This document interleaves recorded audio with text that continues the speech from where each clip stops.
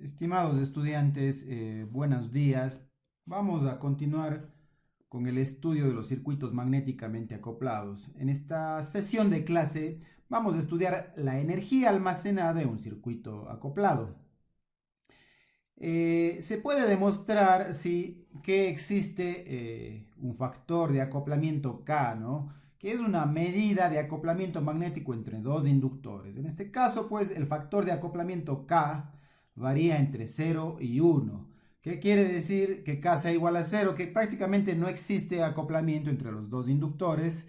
Y K igual a 1, que el acoplamiento es total. Aquí vemos una figura, fíjense ustedes, ¿no es cierto? En donde tenemos esas dos bobinas, ¿sí? Y pues entre esas dos bobinas existirá un factor de acoplamiento. Y se puede demostrar que la inductancia mutua M entre las dos bobinas está en función del factor de acoplamiento K y las autoinductancias o las inductancias propias de esas dos bobinas. Eso se lo puede demostrar, eso está en el libro demostrado, es matemático netamente, no es tan eléctrico, eso es matemático y les dejo a ustedes para que ustedes puedan revisar, ¿ok?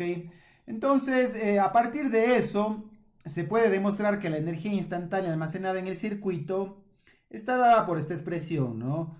Que es un medio de L1 por I1 al cuadrado, correspondiente a esta bobina, más un medio de L2 I2 al cuadrado, correspondiente a esta bobina, y más menos, dependiendo de las direcciones de la corriente, de la inductancia mutua entre las dos bobinas. Fíjense ustedes, esa es la energía almacenada. Eso sí, lo vamos a demostrar rápidamente y lo vamos a ver en la siguiente diapositiva de dónde sale esa expresión.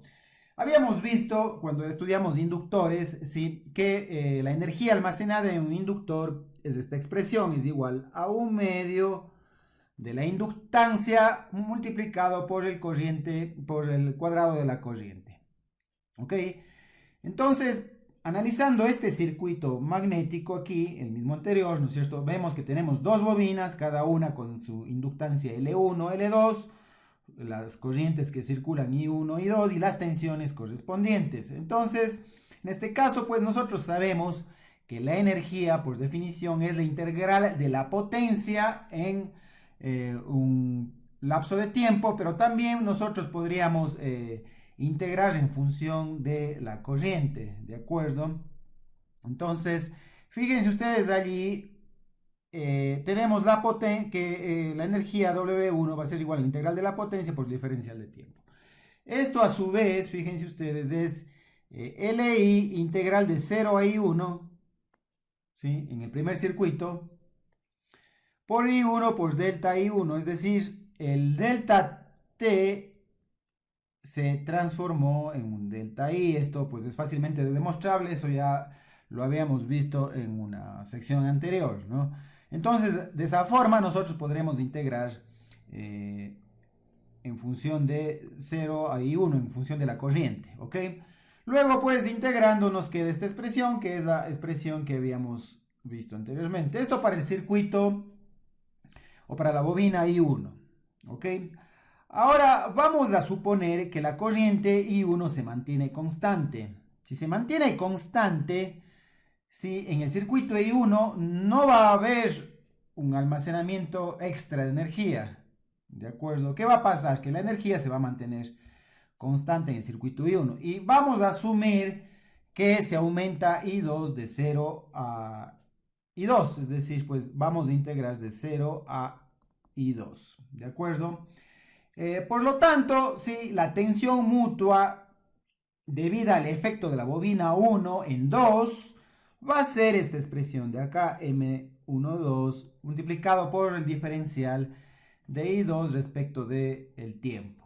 Esa sería la tensión mutua. Eso de los conceptos que ya hemos visto, ¿no? Por si acaso. Y la tensión mutua debido de la bobina 2, ¿no es cierto? Inducida en la bobina 2, fíjense ustedes, es 0. ¿Por qué? Porque I1 es constante. ¿Ok? Porque I1 es constante. Entonces, vamos a tener solamente una tensión inducida de 1 a 2. Perdón, de 2 a 1, es decir, de la bobina 2 a la bobina 1. Vamos a tener una tensión inducida de la bobina 2 a la bobina 1. ¿Por qué no al revés? Porque de la bobina 1 a la 2 tenemos que la corriente, que es la que causa la inducción, ¿no es cierto?, es constante, no cambia, la corriente 1 no cambia. Entonces, en ese caso, fíjense ustedes, vamos a sabemos que la potencia, ¿no es cierto?, pues es igual a esta expresión, ¿no es cierto?, es la corriente por la inductancia y por la derivada de la corriente respecto del tiempo. Esto debido al efecto mutuo, ¿no es cierto?, de la bobina 2 en 1. Porque la corriente 2 es la que cambia, ¿no es cierto?, más, ¿no es cierto?, la potencia debido a la tensión B2 y 1, que es esto de acá. Ok, entonces en este caso, arreglando los términos y los factores allí, nos queda esta expresión. I1 por M12 por la derivada de la corriente 2 respecto del tiempo, más I2 por la inductancia 2 por la derivada de la corriente 2 respecto del tiempo. ¿Ok?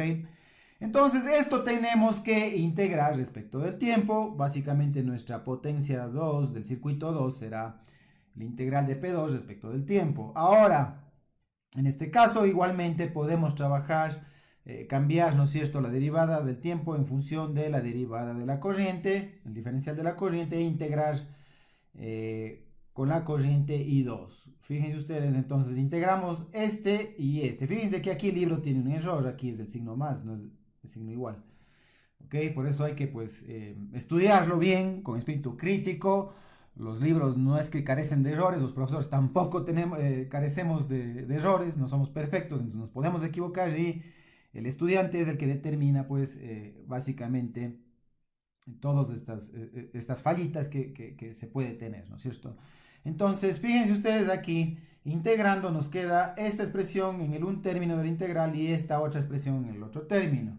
Ahora, la energía total almacenada en el circuito será pues la energía en el circuito 1 y más la energía en el circuito 2. Que nos queda esto de aquí, fíjense ustedes.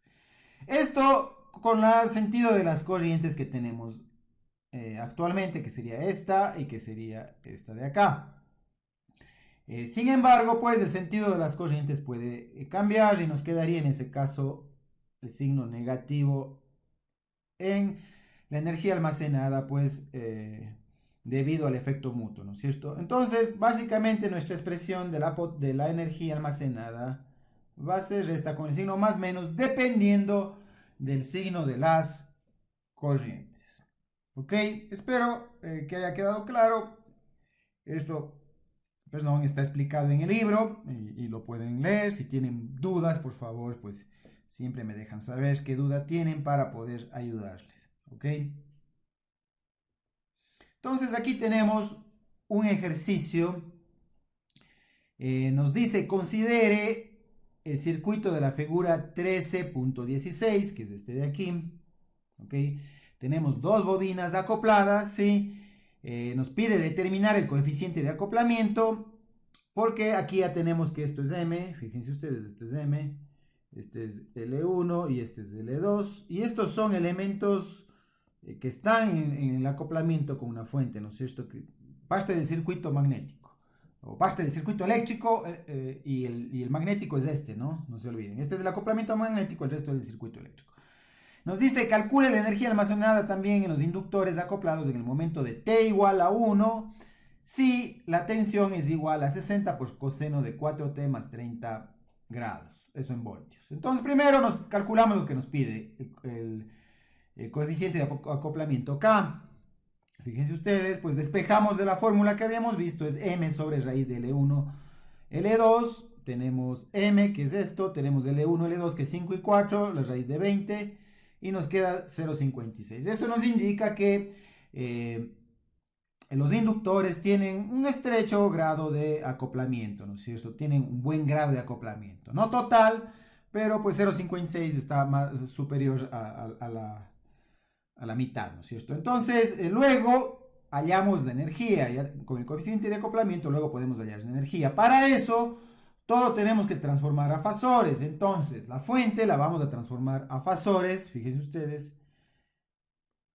tenemos 60 coseno de 4t a un ángulo de 30, no es más que 60 a un ángulo de 30, con la frecuencia angular igual a 4 radianes por segundo. Luego transformamos pues el inductor, o la bobina 1, la inductancia de la bobina 1 es 5H, es J omega L1, nos da J20 ohmios. Luego la otra bobina, perdón, la inductancia mutua es 2.5 henrios, es J omega M y nos da J10 ohmios.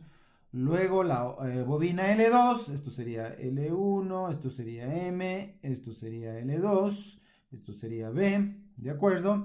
Y nos da pues J16 ohmios. Y por último el capacitor, ¿no es cierto? El capacitor 1. La resistencia no, porque la resistencia es el mismo valor en fasores, ¿no es cierto? Es 10 en valor real o 10 a un ángulo de 0. Si ustedes quieren también se puede representar de esta forma, fíjense ustedes. Entonces, fíjense ustedes que aquí ya tenemos la reactancia capacitiva del capacitor, que es menos J4. Si ustedes habrán notado, pues las reactancias inductivas siempre tienen valor positivo y la reactancia capacitiva siempre tiene un valor negativo. ¿Ok? Con eso ya podemos formar nuestro circuito en base a fasores, que es este de aquí. Tenemos nuestro circuito en base a fasores, ¿ok? En el dominio de la frecuencia. Y luego, pues, nos imponemos un sentido de las corrientes I1 e I2 y trabajamos con mallas. Fíjense ustedes aquí en el lazo 1, ¿sí? Podemos aplicar la ley de tensiones de Kirchhoff y nos queda esta ecuación: 10 más J20 por I1 más J10 por I2. ¿Qué significa eso? ¿Por qué este signo? Porque la corriente I1 entra y la corriente I2 también entra en el puntito. Por lo tanto, ambos tienen signo positivo en este caso. Fíjense ustedes. Y esto es igual a 60 a un ángulo de 30 grados. ¿De acuerdo? Luego, en el lazo 2, fíjense ustedes, podemos hacer la misma cosa. Tenemos J10 por I1, ¿sí? Es la tensión mutua, ¿no es cierto? Debida a la bobina 1, positiva porque pues están entrando ambos en el puntito. Luego, más J16 menos J4, fíjense ustedes, este es la inductancia y la capacitancia multiplicada por la corriente I2 y esto es igual a 0.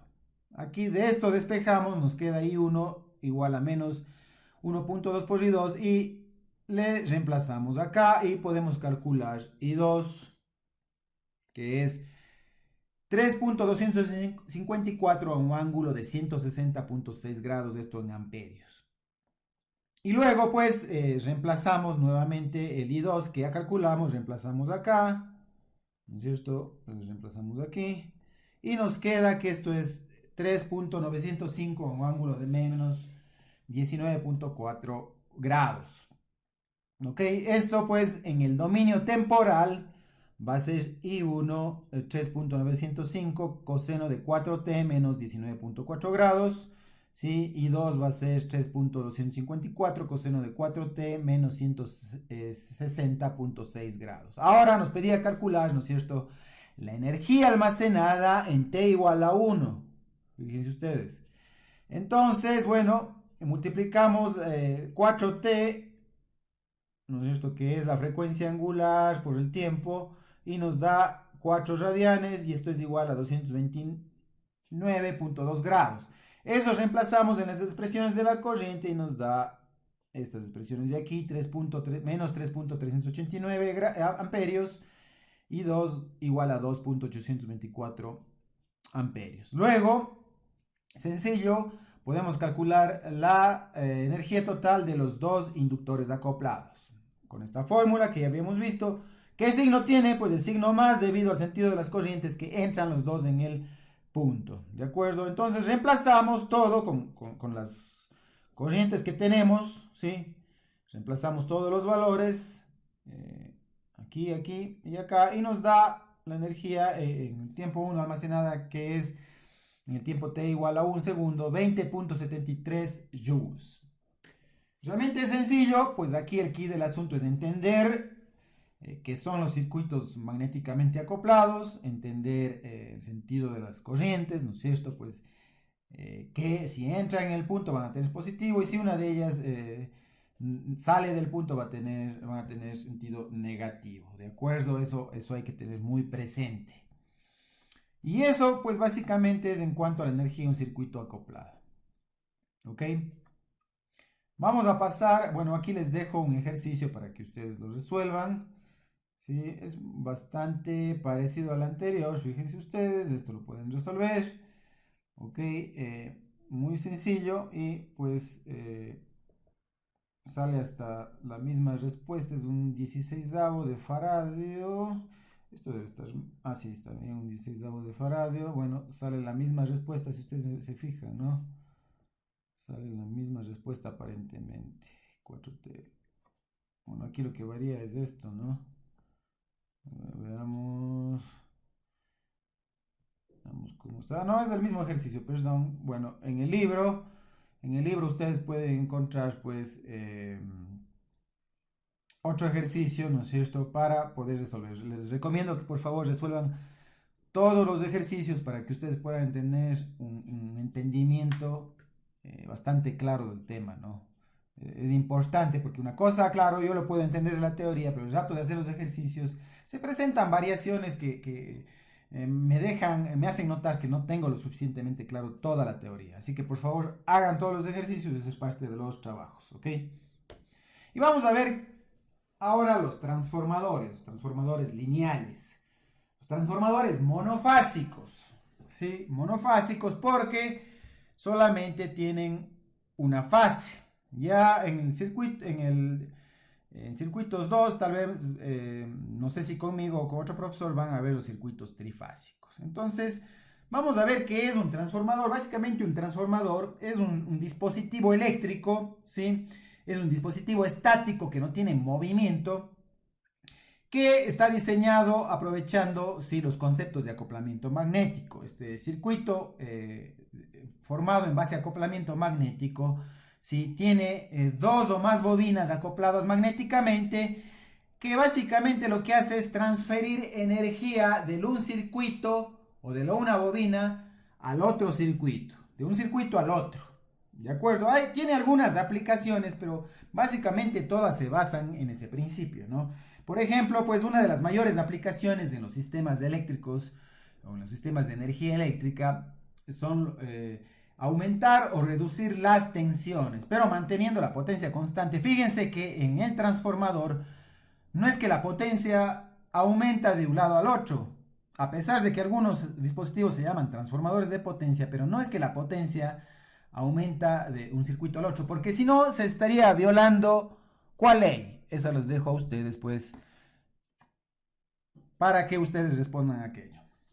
¿Ok? Existe también otras aplicaciones que sirven para aislar dos partes de un circuito, es decir, pues el transformador simplemente actúa como aislamiento, es decir, no tiene un acoplamiento eléctrico, sino solamente un acoplamiento magnético, por lo tanto, la una parte está aislada eléctricamente de la otra. Eso ya veremos al final, los circuitos, cómo es que están representados esquemáticamente. Y también, pues, sirve para igualar impedancias.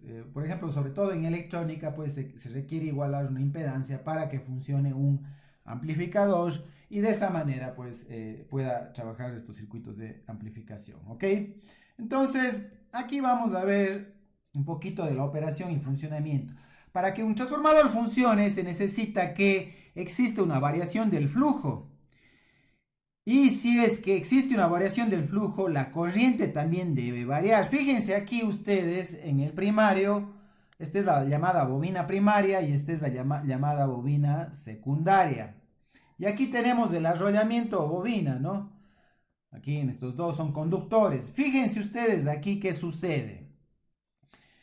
Vamos viendo poco a poco, ¿no es cierto? En el momento que sube la corriente en esta partecita, aquí se va induciendo, ¿no es cierto? En el momento que sube la tensión, aquí se va induciendo también una tensión. ¿De acuerdo?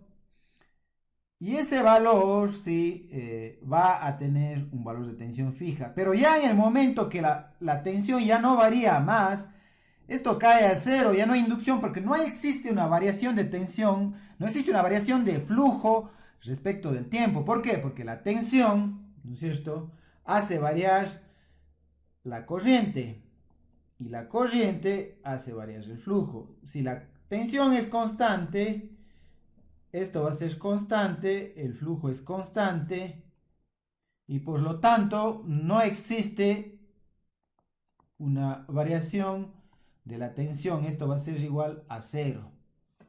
¿De acuerdo? Entonces fíjense ustedes aquí en esta parte que es constante. ¿Sí? Básicamente no existe una variación del flujo, por lo tanto va a ser cero. Y aquí se puede ver el flujo, fíjense las líneas azules es del flujo. Fíjense aquí, en el momento que sube varía el flujo, varía el flujo, varía el flujo. Pero en el momento que ya la tensión se mantiene constante, pues esto cae a cero porque pues la derivada del flujo respecto del tiempo va a ser cero también porque el flujo no varía. ¿De acuerdo? Entonces, ¿qué se necesita para que funcione un transformador? ¿Sí? Se necesita, bueno, aquí tenemos una foto de un transformador, fíjense aquí, ese es el transformador, hemos visto en los postes, hay transformadores, esos transformadores son más para circuitos electrónicos, estos son transformadores para energía eléctrica.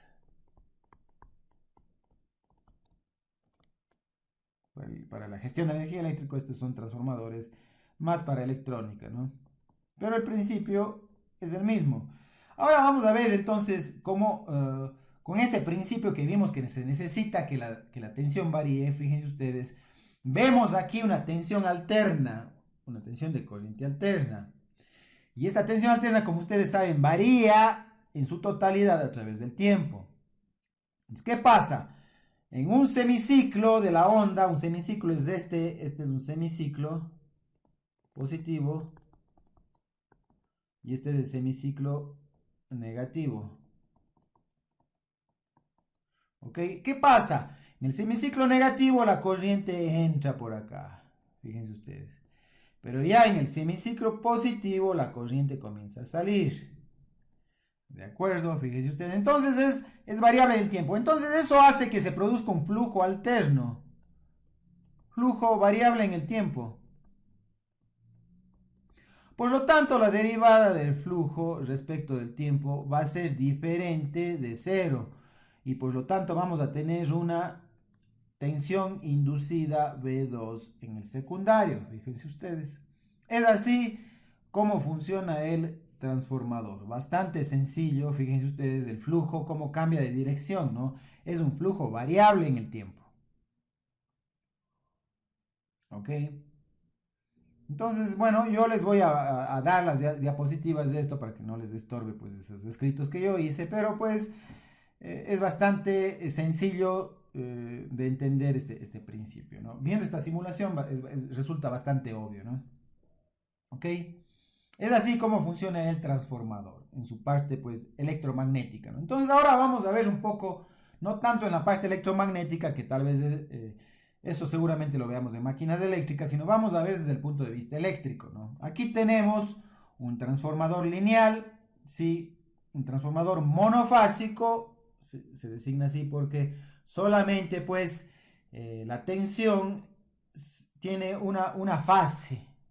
Recuerden que pues la tensión es representada por Vm coseno de omega t más un ángulo phi. Y esta es la única fase que tiene. Por eso se llama monofásico, ¿no? O una sola fase. ¿De acuerdo? Fíjense ustedes, a esta bobina se le llama bobina primaria y a la que está a la derecha se le llama bobina secundaria. Vamos a asumir ese sentido de las corrientes I1 e I2 que están allí y vamos a asumir que en el secundario existe una carga, una impedancia ZL. Vamos a asumir también que en este circuito tenemos una resistencia R1 y una resistencia R2, que pueden ser externas o sencillamente pueden representar la resistencia del conductor de la bobina, que se les representa como un elemento resistivo más. En definitiva, pues un transformador, sí, monofásico es un dispositivo que tiene 4 terminales. 1, 2, 3 y 4, ¿no es cierto? Y que comprenden dos o más bobinas magnéticamente acopladas. Aquí podría haber otras bobinas acá o acá, ¿no? Pero aquí vamos a estudiar con dos bobinas. El principio es exactamente el mismo si hubieran más bobinas. Entonces, aquí nos interesaría saber cómo calcular la impedancia equivalente del transformador. Entonces, básicamente aquí, ¿cuál sería? Pues viéndolo desde los terminales 1 y 2. De los terminales 1 y 2. ¿Cómo sería la impedancia? Sería igual a B1 sobre I1. Esto como está aquí. ¿Ok? Entonces, esto va a ser igual a ¿qué? A R1, que es esta de acá, más J omega L1, que es esta de acá, y más lo que esté en el circuito de acá, en todo este circuito. Y ese circuito se le designa ahora como Z sub R, ¿de acuerdo? Que es la impedancia reflejada en el primario, reflejada en la bobina primaria. Es lo que se ve desde los terminales 1 a 2 correspondiente a la bobina secundaria. Es como si pasáramos todo este circuito de aquí. Voy a borrar, espero que pueda borrar por aquí. Vamos a ver.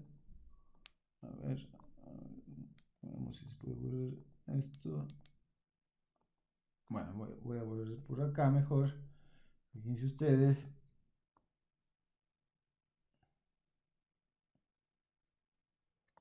Voy a borrar todo esto. Ustedes ya probablemente ya lo hayan visto, lo hayan entendido. Ok, y ¿qué sería aquí básicamente? ¿No es cierto? Sería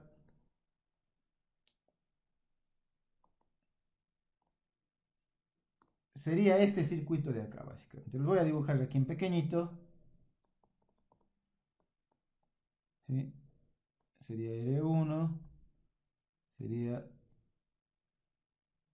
J omega L1 y sería la impedancia equivalente Z sub R. Y este Z sub R, ¿qué representa? Representa, ¿sí?, toda esta parte del circuito. ¿Ok? Esto sería Z sub R.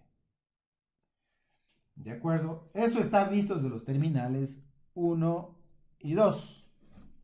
¿De acuerdo? Eso básicamente sería, ¿no?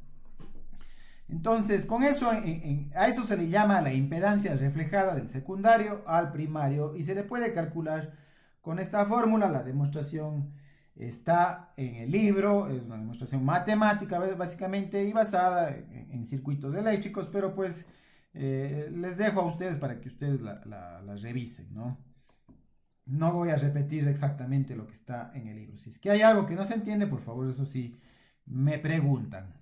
Entonces, de este análisis se pueden sacar dos circuitos equivalentes que son también más sencillos. Fíjense ustedes, aquí tenemos, fíjense que se ha eliminado aquí en estos circuitos equivalentes. Estos son los circuitos equivalentes. El uno se llama el circuito equivalente T del transformador por su forma, ¿no es cierto? Y el otro se llama circuito equivalente pi por su forma, ¿no es cierto? Son los dos circuitos equivalentes. Y fíjense, aquí lo que se ha hecho para sacar el circuito equivalente es tratar de eliminar el acoplamiento magnético. Aquí ya no existe el acoplamiento magnético.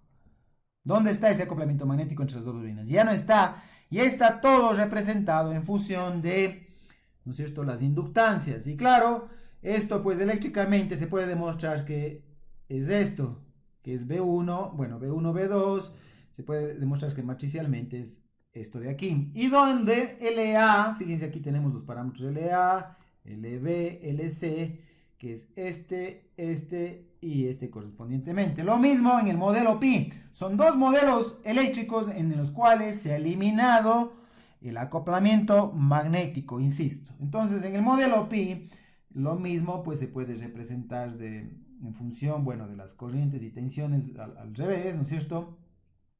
Y tenemos esta matriz de las inductancias o de las reactancias en definitiva, donde LA es esto, LB es esto y LC es esto de acá. La demostración está en el libro, ¿no? No es compleja de estudiar.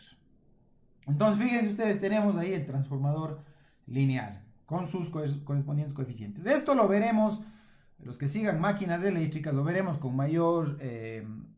realmente es mucho más sencillo que lo que está aquí, ¿no? Pero pues es bueno para que ya tengan una base sólida de cómo funciona el transformador, ¿ok? Entonces, fíjense ustedes, aquí tenemos un ejercicio.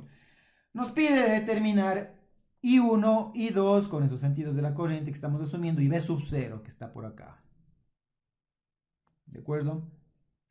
Usando el equivalente T del transformador lineal. ¿Cuál es el equivalente T del transformador lineal? Es este de aquí, en los cuales las fórmulas son estas de acá, que supuestamente ya sabemos de dónde salen si es que ustedes han estudiado la demostración.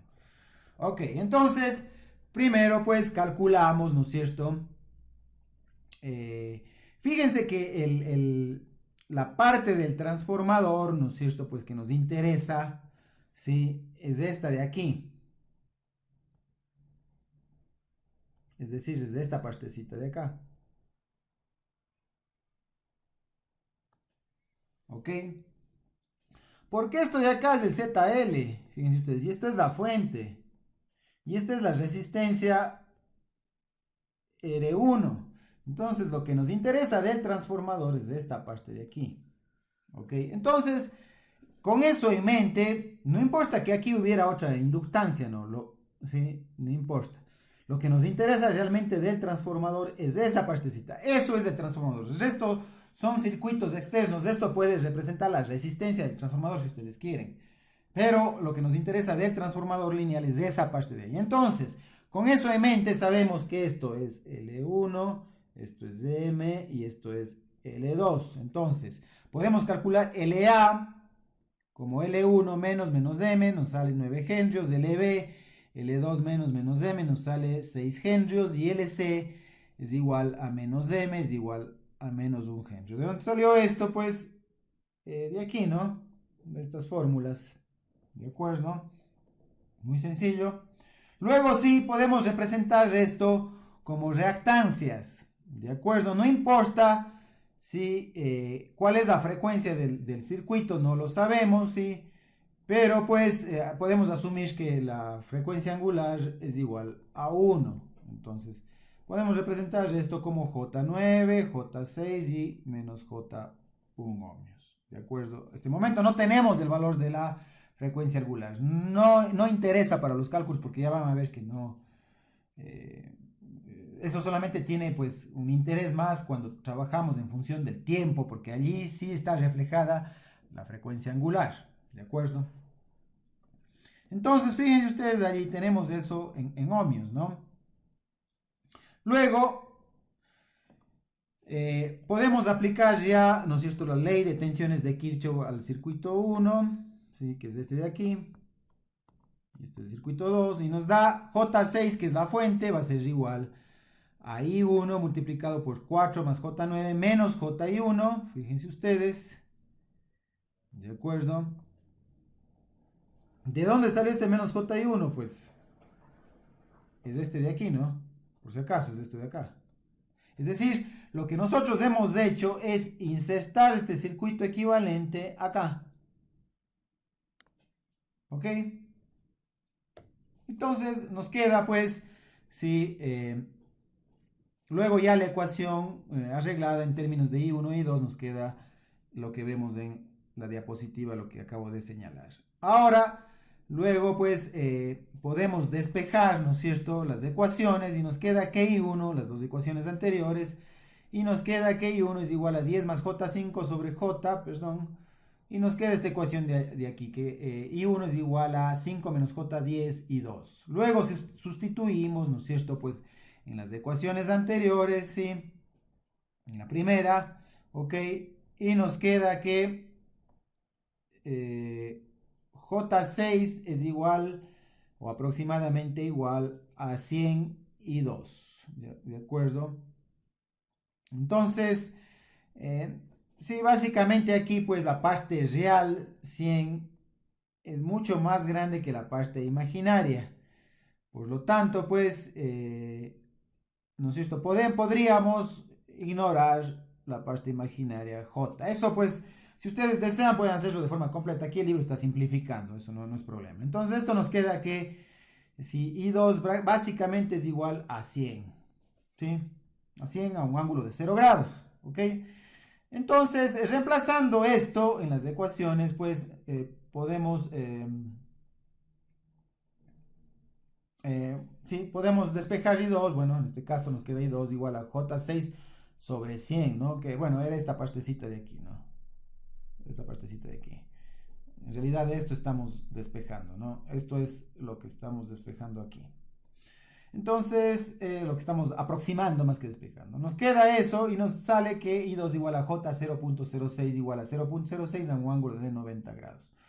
Luego esto pues podemos reemplazar, ¿no es cierto?, en las ecuaciones anteriores y calcular I1, nos sale 0.6 más J 0.3 amperios y luego eso podemos calcular, ¿no es cierto?, pues en el circuito multiplicar I2 por 10, en este caso pues fíjense que es menos 10 por I2 por la corriente, el sentido de la corriente que está en sentido contrario, ¿no es cierto?, entrando en el terminal negativo, y nos da que este es igual a menos J06, nos da que esto es igual a 0,6 a un ángulo de menos 90 grados. Relativamente sencillo, fíjense ustedes, y pues ya pueden empezar a realizar sus problemas y consultas del caso, por favor. Siempre traten de consultar para yo poder ayudarles en esta materia. Bueno, ya estamos al final, pero siempre les he dicho lo mismo. No he recibido pues tantas preguntas como me hubiera gustado, pero en fin, eso sería pues lo que tendremos preparado para el día de hoy. Aquí tenemos otro ejercicio, creo que esta vez no es el mismo, sí es diferente, y lo pueden ustedes realizar. Les pides calcular pues la impedancia de entrada, ¿sí? La impedancia total de entrada, muy sencillo aplicando pues los conceptos que habíamos visto anteriormente y las fórmulas, ¿no? Sabemos que Z1 es de esto, Z2 es de esto y ZL es de esto. Aquí hay que aplicar los conceptos, ¿ok? Ok chicos, pues muchas gracias y nos vemos en la siguiente sesión que pues será prácticamente ya la última sesión del curso.